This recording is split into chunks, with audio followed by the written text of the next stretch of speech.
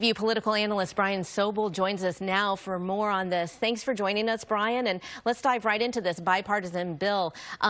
There have been people on both sides of the aisle who've come together, but they will need all Democrats and 10 Republicans to vote for this. How likely is that looking right now? Well, at the moment, Jana, it's looking like there has to be more resolution among senators to make this happen. That's a big number, 60, and to overcome a filibuster to pass this bill. And there are any number of senators who still have problems with the amendments that are being brought forward. So they will take it back up again tomorrow, and hopefully they will bring it to the floor for a vote. We'll see what happens. And we've been hearing about these amendments that are being put forward. Can you explain who's bringing them forward and how that might change the chances of this bill passing? Well, this bill is called an infrastructure bill. Now, the next bill that is being brought forward, the $3.5 billion bill, that is coming before the House, is called a human and healthcare infrastructure bill, or a more not a bridges and roads kind of bill. So the one we're looking at now, the one that is in the Senate right now, is for bridges and overpasses and things like that. That is something a lot of senators can coalesce around.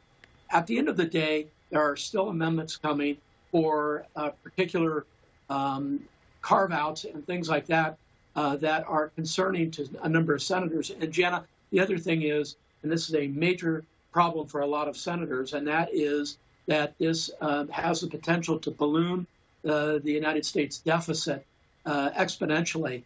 And there's a lot of argument over the numbers here and whether this has a huge, profound impact over the next decade in the American pocketbook.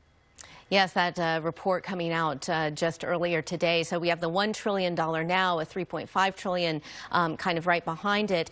A procedural vote, they're saying, could be scheduled. What happens if that doesn't pass? Do they go back to the drawing board and kind of try and work that out? Or is it pretty much done if they don't get it on this procedural vote this weekend?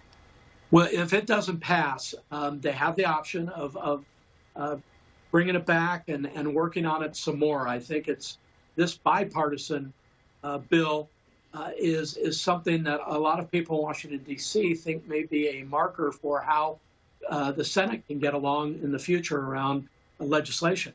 The next bill coming down the pipeline, this $3.5 trillion bill that is being touted by the president and by the speaker, Nancy Pelosi, it will be much more divisive. In that they have said for the second bill, we are going to do it with Democrats alone if that's what it takes. But the bill that we're talking about today that will come before the floor tomorrow can, to your question, continue to be worked on. It's just that these things lose momentum, Jana, and eventually some of them just go away.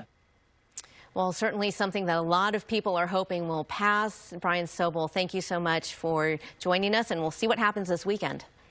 Yes, it's going to be an eventful weekend in the United States Senate.